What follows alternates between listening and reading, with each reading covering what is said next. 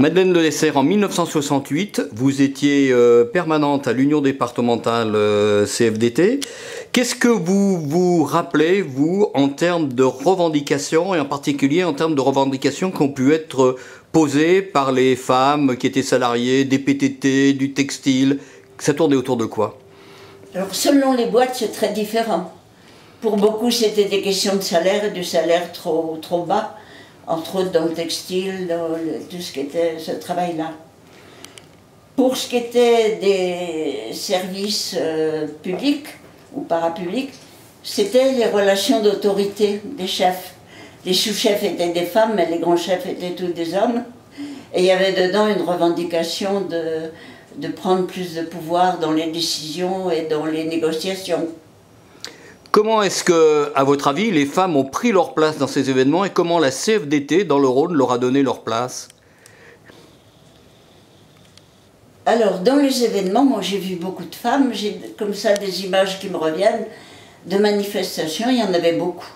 Que ce soit des PTT, que ce soit du secteur de la santé, le textile, les banques, tous les syndicats plus féminins en termes professionnels, ils étaient là, même aux catéchistes. Et ça, il y avait cette présence. Après, sur le terrain, c'était pas quelque chose d'uniforme.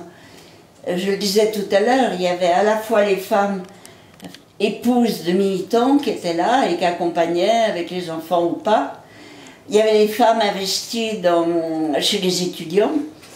Il y avait les femmes dans les associations familiales.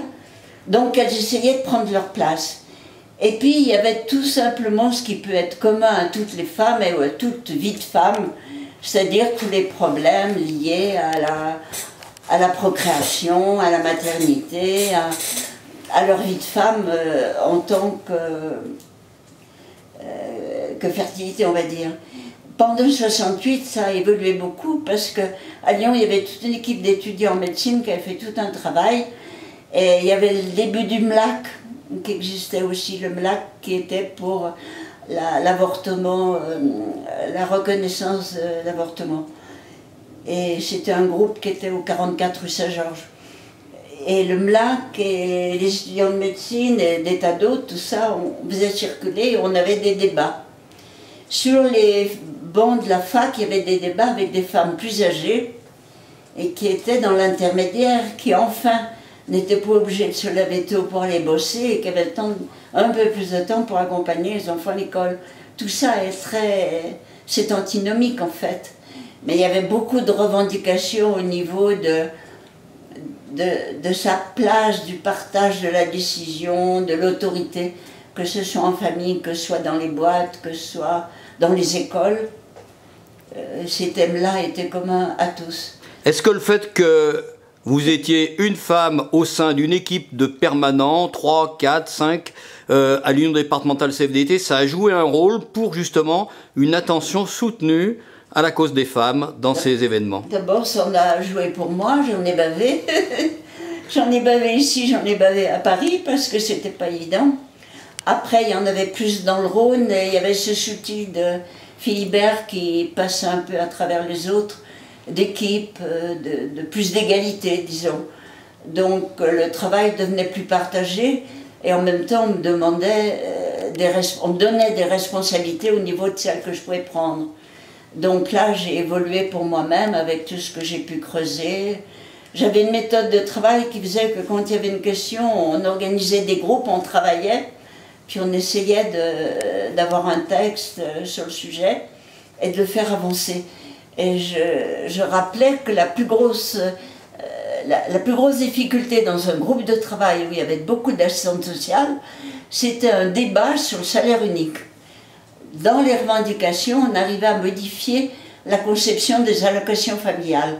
Les allocations familiales, disait la CFDT à l'époque, sont des allocations aux enfants. C'est une allocation qui doit donner à l'enfant et dès le premier enfant. Et du coup, le salaire unique n'a pas de sens là. Ce qui a de sens, c'est les besoins, les revenus et le nombre d'enfants. Et pour faire entendre ça, je me rappelle d'assistante sociale, déjà un peu âgée, en fin de carrière, qui n'arrivaient pas à penser qu'on puisse à la CFDT oser dire qu'on pouvait se séparer du salaire unique. Alors j'avais une très bonne raison, parce que je disais, moi, ma mère, elle était veuve, 6 enfants, 2 ans à 9 ans, pas de grand-mère, elle les a élevés toute seule, elle a dû travailler, puis elle n'a jamais eu le salaire unique. Alors qu'est-ce que c'est votre salaire unique? C'est vraiment pour les enfants ou c'est c'est un autre objectif? Et on arrivait à discuter. Et la CFDT avait laissé cette revendication. Il fallait travailler avec les familles ou après.